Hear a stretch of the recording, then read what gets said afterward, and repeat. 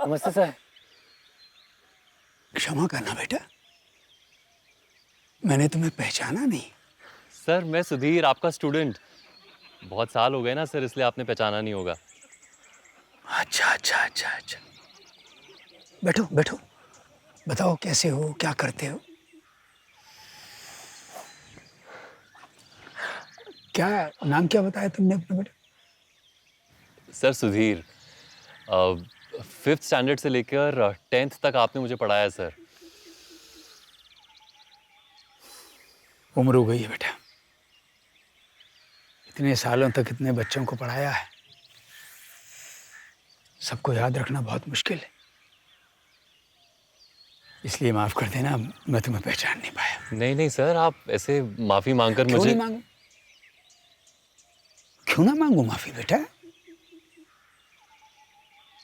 गलती करने पर इंसान को माफी मांग लेनी चाहिए, वो चाहे छोटा हो या बड़ा।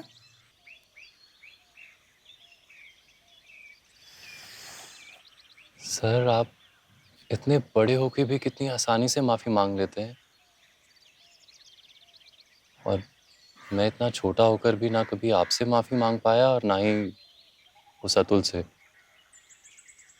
अतुल? कौन अतुल? किस माफी की बात कर रहे हो बेटा? सर वो घटना आप भले ही भूल गए हों, लेकिन मैं कभी नहीं भूल सकता। सर मैं 7th स्टैंडर्ड में था, तब हमारी क्लास में एक अमीर बाप का बेटा पढ़ता था, अतुल।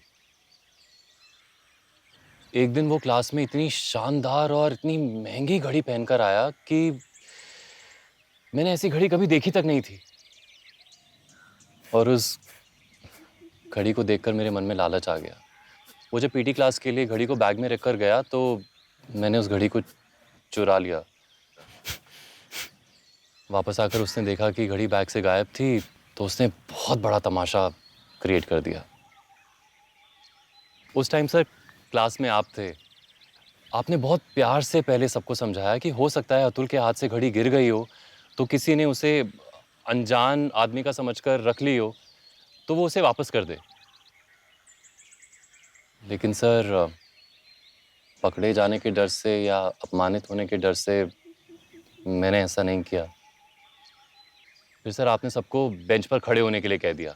आपने कहा सब के सब बेंच के ऊपर खड़े हो जाओ, और खबरदार किसी ने अगर जरा भी आंख खोली तो आप समझोगे चोरी उसी ने की है। फिर सर आपने एक एक करके स्टूडेंट्स को चेक करना शुरू किया। मेरे पास भी आप आए और मेरी पॉकेट में आपको घड़ी मिल गई, लेकिन आपने कुछ कहा नहीं। घड़ी मिलने के बाद भी आप आगे बढ़ते चले गए। एक एक करके आपने सारे स्टूडेंट्स को चेक किया, लास्ट तक के स्टूडेंट को चेक किया, और फिर आपने कहा कि आंखें खोलो, घड़ी मिल गई है। घड़ी किसके पास मिली है ये जानना जरूरी नहीं, क्योंकि उस स्टूडेंट को पता चल गया है कि गलती उसने की है, तो बात वहीं पर खत्म हो जाती है। और ये कहते हुए आपने घड़ी अतुल को वापस कर दी। आपने सारे के सारे स्टूडेंट्स को इसलिए चेक किया था ताकि कभी पता ही ना चल सके कि घड़ी चुराई किसने थी। सर उस दिन मैंने बहुत बड़ा सबक सीखा कि किसी को अपमानित किए बिना भी, किसी को नीचा दिखाए बिना भी हम ऐसा सबक दे सकते हैं कि कोई दोबारा वो गलती ना करे। सर शिक्षक होने के सही मायने मुझे उस दिन पता चले। इंजीनियर, डॉक्टर, साइंटिस्ट बनाने वाले शिक्षक बहुत होते हैं, लेकिन स्वयं को उदाहरण बनाकर अच्छा इंसान बनाने वाले शिक्षक बहुत कम होते हैं सर। इसलिए सर आप भले ही मुझे भूल सकते हैं, लेकिन मैं आपको कभी नहीं भूल सकता।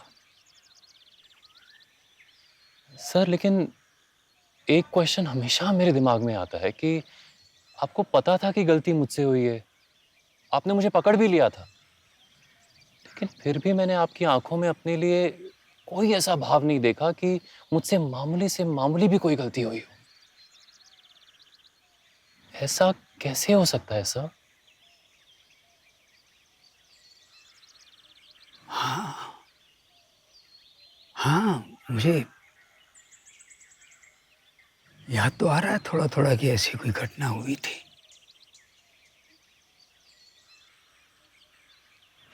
लेकिन तुम्हारा प्रश्न ये है कि इतनी बड़ी घटना होने के बाद भी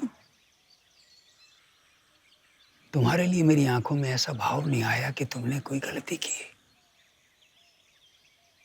है? जी।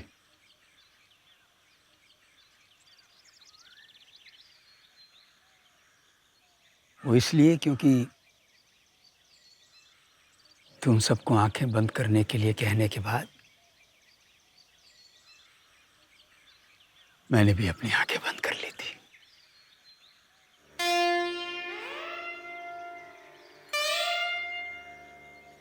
ताकि मुझे भी पता न चले कि ये चोरी किसने की है।